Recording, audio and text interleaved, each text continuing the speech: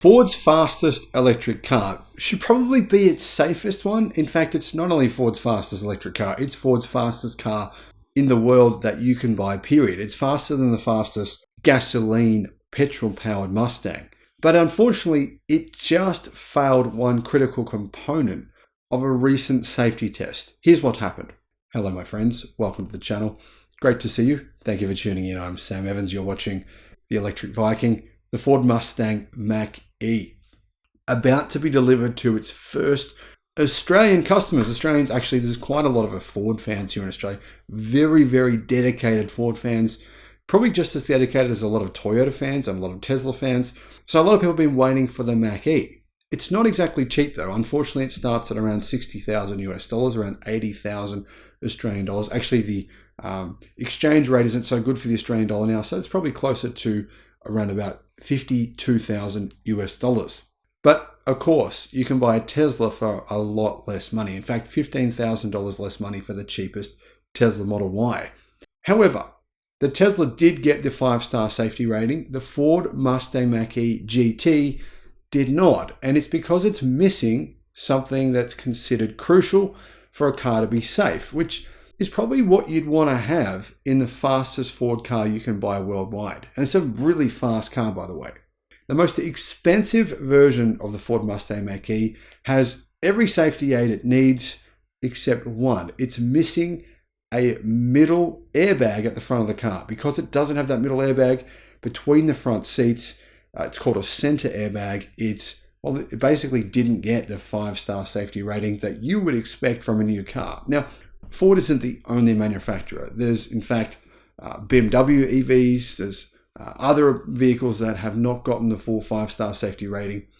But in my opinion, if you're paying more than $100,000 for a car, it needs to have a 5-star safety rating.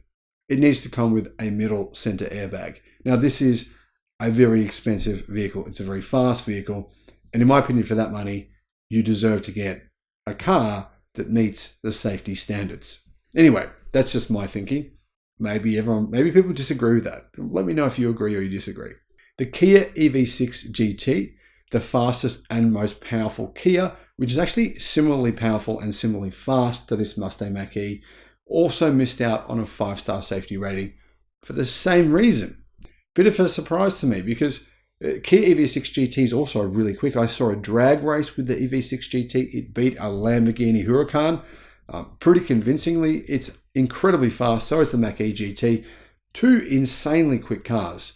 I reckon you'd feel sick putting your foot down in this. If you weren't prepared for it and ready, you'd probably feel like vomiting. Give me nausea anyway, because these things are insanely quick. Now, both cars have sports seats with large side bolsters, but they have not been equipped with a center airbag, which is designed to prevent head clash between front seat occupants in a severe side-on crash. So what can happen is basically if a car T-bones you, hits you from the side, your heads can hit each other, and that center airbag prevents that from happening.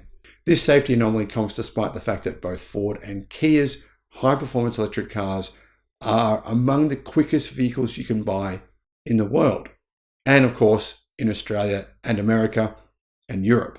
The Ford Mustang Mach-E is faster than the V8 version, which is an actual, proper sports car. I think it looks pretty cool, sounds pretty cool, but it's actually not very fast in comparison to the electric Mustang crossover, which is a much bigger and more practical vehicle.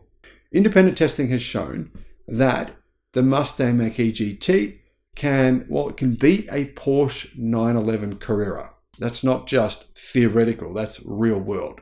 It beats the Porsche 911 Carrera. Both of them, in fact, both the EV6 GT and the Mustang Mach-E beat a Porsche 911 Carrera. And the Porsche 911 Carrera here in Australia costs, I think, about 3 times as much. So Ford and Kia have responded to this safety. I think I call it a failure. They've responded to this, have said that there are no plans to upgrade the vehicles with a center airbag or to submit them for new crash tests to see how they perform. So there won't be any changes. If you want these cars, you just have to accept the fact that they're not as safe as their other variants. I mean, I find that a bit weird.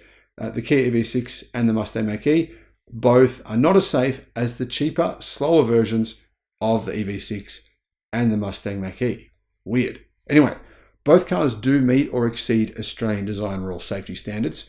However, the Australasian new car assessment program, which is actually the same, basically identical to Euro NCAP. So you can assume that these tests, the score, the result, both of these cars got on these tests are the same as what the score that they would get in Europe. And in fact, the Chinese version is the same as well. So China copies the European version. So basically, both the EV6 GT and the Mustang Mach-E would have got the same scores in China and Europe, probably in America as well. The lack of a 5-star safety rating for the Ford Mustang Mach-E and the Kia EV6 GT rules them out for fleets. So basically what this means is the police in Australia who want the fastest electric cars, that's what they generally try to order. They can't drive them because they don't meet the 5-star safety rating. So the police are probably a little bit disappointed. Personally, I think if you're going to be a police officer, it's not the greatest job in the world, but a bonus would be to have a really fast new electric car to drive around, but they're not going to get them. So maybe the police will have to order something else, like a Tesla Model Y Performance, or I don't know. Any ideas? Ioniq 5N, the new Ioniq 5N, that could be a good choice. Let me know your thoughts in the comments. Thank you for watching.